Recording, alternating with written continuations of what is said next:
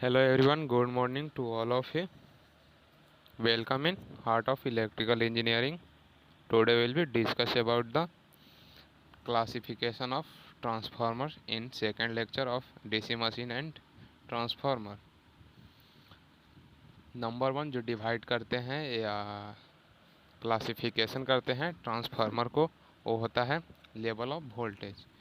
Level of voltage के अनुसार transformer two types को होता है, जो कि यहाँ पर नहीं दिख रहा होगा आप लोगों को, step up and step down transformer. And second one है बेस्ड ऑन कंस्ट्रक्शन के अकॉर्डिंग ट्रांसफार्मर को टू टाइप्स में डिवाइड किया गया है, जो कि हमारा यहाँ दिखाया गया है cell type transformer and core type transformer. Based on number of winding, single winding transformer, फिर two winding transformer and three winding transformer.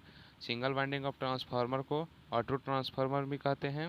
Based on number of phase के अकॉर्डिंग क्लासिफिकेशन करते हैं ट्रांसफार्मर को टू टाइप्स में, single line transformer and three phase transformer and single phase transformer.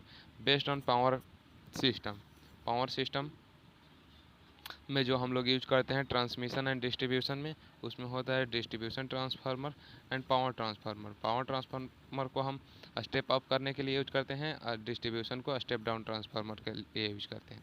Based on measurement, देखिए measurement में हम two types के transformer पढ़े हैं, जो होता है current transformer and potential transformer.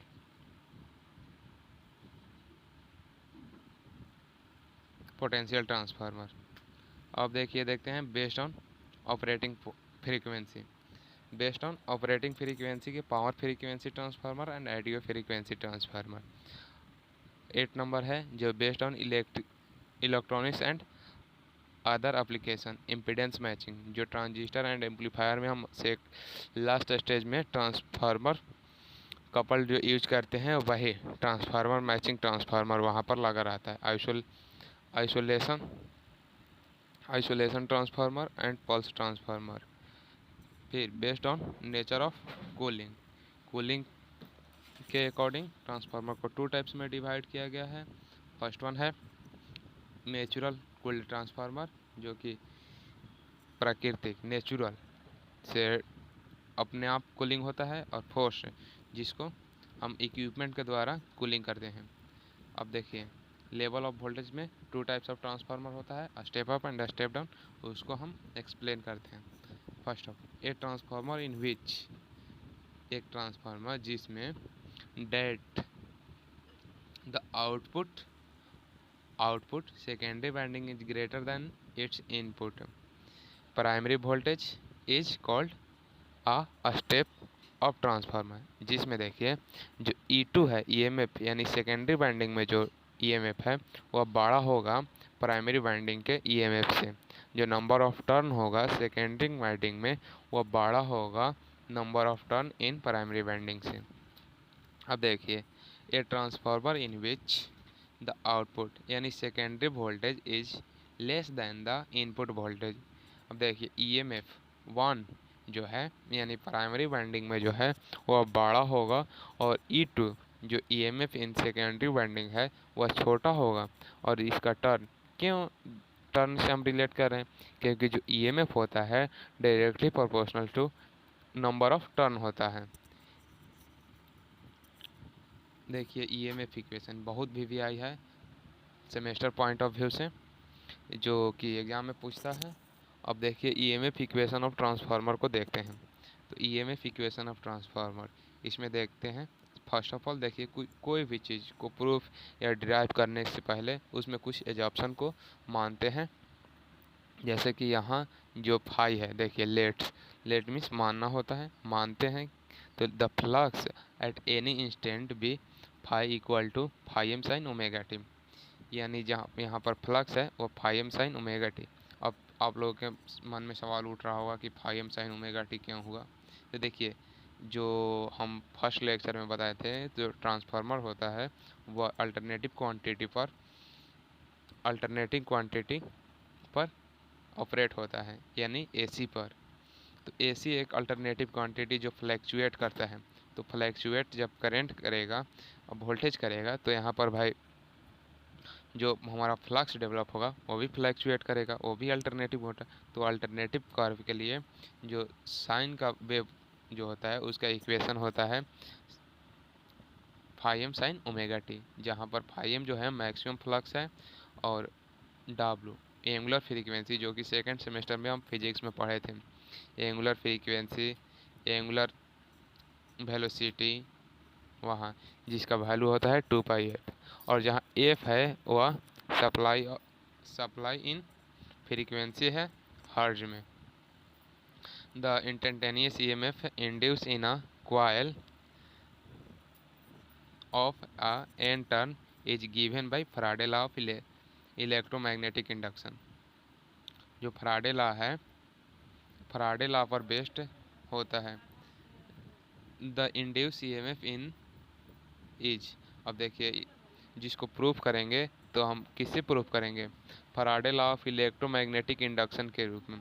तो ई, यहाँ पर ई दिया है, E equal to D phi by D T, यहाँ पर निगेटिव साइन क्या इंडिकेट कर रहा है, अपोजिशन। देखिए कॉज ऑफ जिसके कारण वोल्टेज जनरेट होता है उसी को अपोज करता है, यहाँ पर भी जिसके कारण फ्लक्स डेवलप होता है उसी फ्लक्स को अपोज करता है, इसलिए लेंज लॉ के अकॉर्डिंग यहाँ पर माइनस साइन को यूज किया जाता है। यहाँ देखिए एन है कांस्टेंट है, इसको बाहर कर दिए, N D I by D T E, अब ई बराबर minus N D I by D T and phi M sine omega D, phi M constant है इसको बाहर कर दिए, साइन ओमेगा टी का जो डिफ्रेंसिएशन होता है कॉस ओमेगा टी होता है। तो ई बराबर N phi M omega sine omega T minus pi by two, यहाँ पर निगेटिव है, निगेटिव से मल्टीप्लाई किए।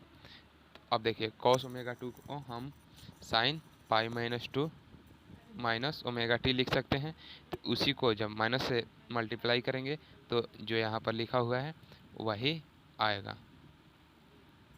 The induce EMF in E is the maximum when sine omega T minus pi by two equal to 1 होगा, तो हमारा maximum induced EMF होता है। Therefore the maximum value of the induce EMF E is the E max बराबर N phi M sine omega T minus pi by two equal to 1, E equal to E max sine omega T minus pi by to. ये देखिए phasor हमारा हुआ, ये waveform हुआ phasor. देखिए 90 degree से यहाँ पर जो साइन है वो लैग कर रहा है, तो यहाँ पर इंडिकेट ईएमएफ को लैग किया हुआ फाई से दिखाया गया है। अब देखिए for the sine wave for RMS, तो कोई भी अल्टरनेटिव क्वांटिटी उसको कंसीडर कोचिंग में करते हैं आरएमएस वैल्यू में। तो आरएमएस वैल्यू, तो आरएमएस क्या होता है, तो वीएम बाई रूट टू, तो यहाँ ईएमएफ है तो E max by root two. तो ई मैक्स का वैल्यू क्या है, तो ई मैक्स का वैल्यू है यहाँ पर एन फाई ओमेगा, तो एन फाई एम ओमेगा यहाँ पर पुट किए। अब यहाँ पर कैलकुलेशन है, और देखिए ओमेगा का 2 पाई एफ होता है, तो 2 पाई एफ पुट कर दिए यहाँ पे। फिर आरएमएस का वैल्यू यहाँ पर 4 पॉइंट, यहाँ पर कैलकुलेशन करने के बाद 4.44 एन एफ होता है, और ई बराबर होता है 4.44 एन फाई एम। इसको इक्वेशन थर्ड मान लेते हैं। This is the required equation of the transformer. A transformer is constant flux machine. Transformer एक कांस्टेंट फ्लक्स मशीन है, इसको हम बाद में भी समझेंगे इसको प्रूफ के साथ। Thank you watching this video.